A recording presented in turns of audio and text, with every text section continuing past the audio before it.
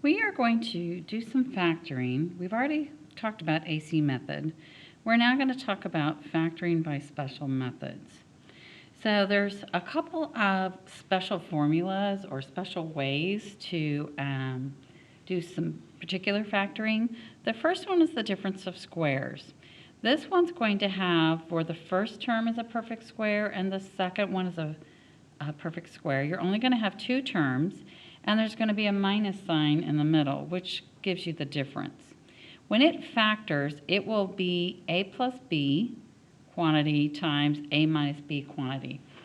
Now, what you're going to notice is that it's the a and it's the b, and it's a plus or minus. It doesn't matter if the minus comes first and then the plus, or the plus and then the minus.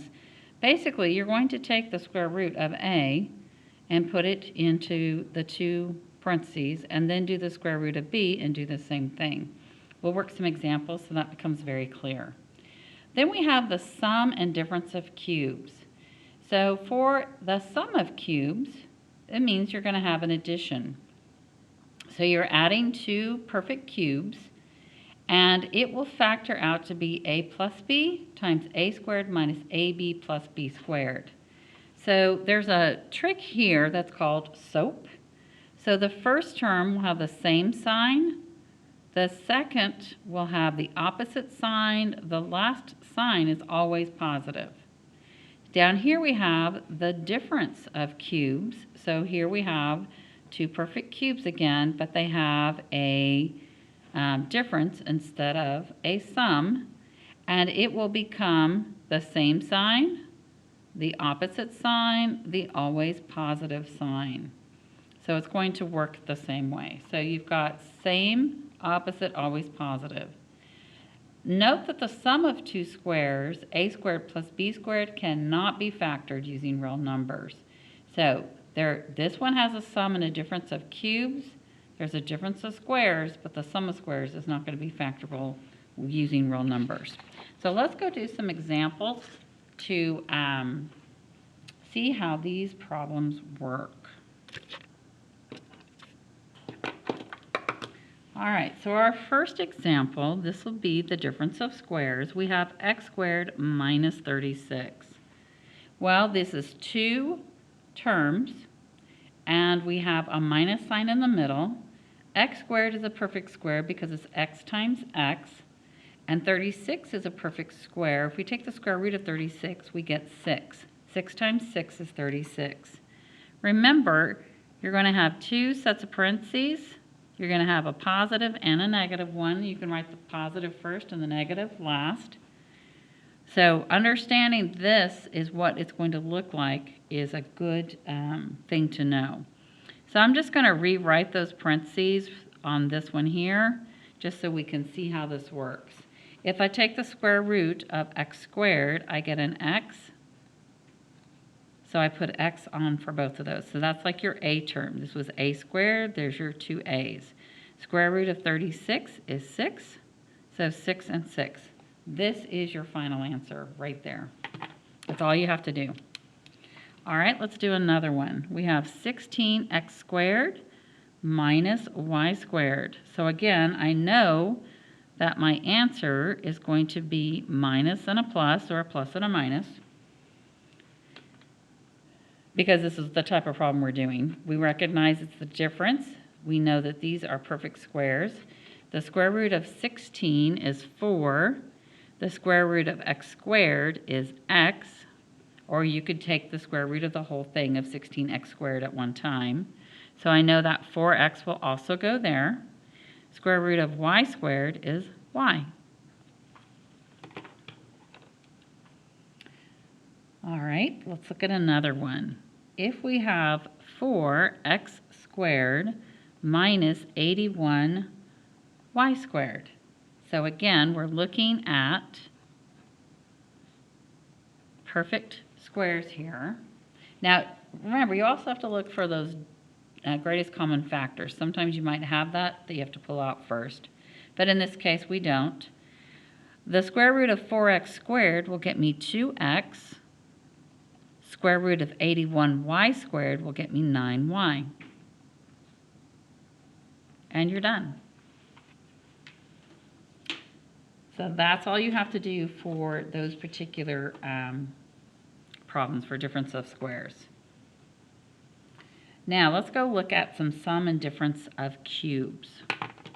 So if we have x cubed minus 8, we know it is a difference, but this time it's not squares.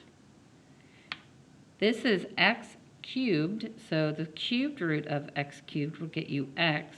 The cubed root of 8 is 2, because 2 times 2 is 4 times 2 is 8.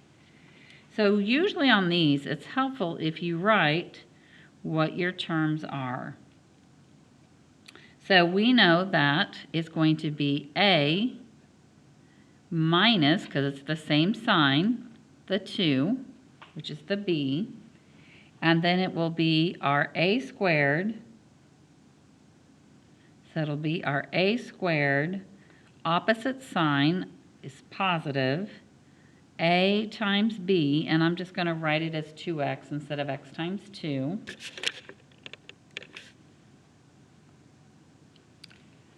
And then always positive, and it'll be your b squared. So I'm going to write it this time as b squared so you understand you're squaring that.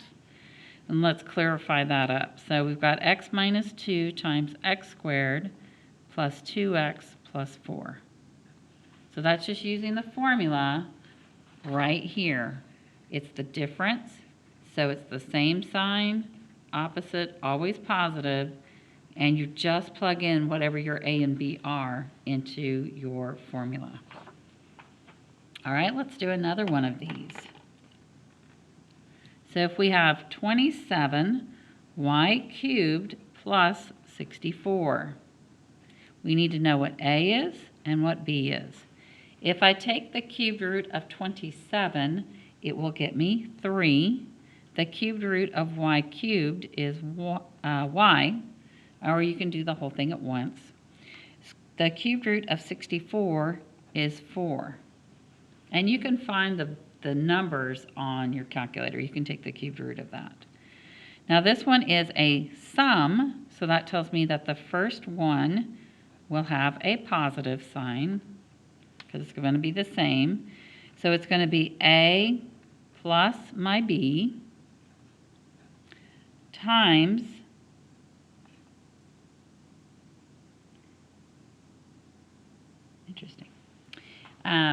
so a plus the b, and then over here we're going to have the a squared. So I'm going to write this in steps. You don't have to write 3y squared. You could do 9y squared, but I want you to be able to see where all of it's coming from. The second sign is opposite, so it'll be 3y times my b, always positive, and we'll have 4 squared. So this will be 3y plus 4 times 9y squared minus 12y plus 16. And like I said, you don't have to do this one here. You can just go straight to this if you can see that. But I don't want you to not know what I'm doing. All right, let's do another one. So if we have 64 y to the 4th minus x cubed y to the 4th. So this one we have to pause for a minute because we have a common factor of y to the 4th. So we're going to pull out the y to the 4th and get 64 minus x cubed. Now we've got the difference of 2 cubes.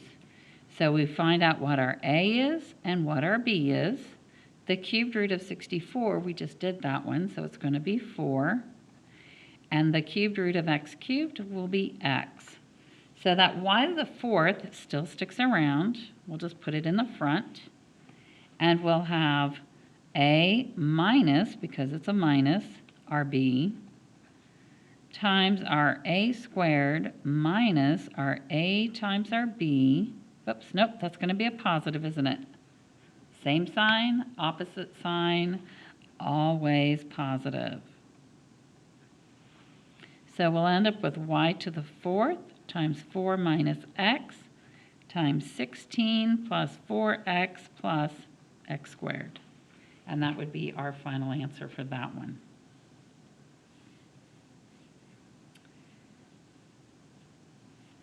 All right, let's look at another one. So if we have